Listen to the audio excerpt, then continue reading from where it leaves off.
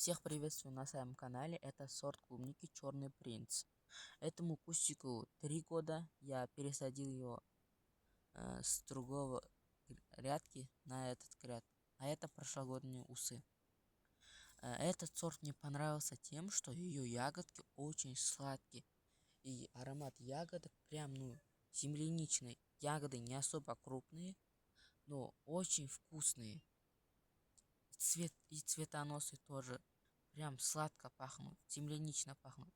Я же сейчас всегда обрываю их цветоносы, потому что мне сначала нужно обратить корневой. Когда вырываешь цветонос, вот так наполовину делишь и нюхаешь, это очень приятно. Вот. Вот. Если кто-то... Кет! Кет! Если кто-то хочет купить себе саженцы клубники Черного принца, то не пожалеете. Но надо брать у проверенных мест. Листики очень темные у Черного принца, как видите. Листики отличаются от Альбиона, например.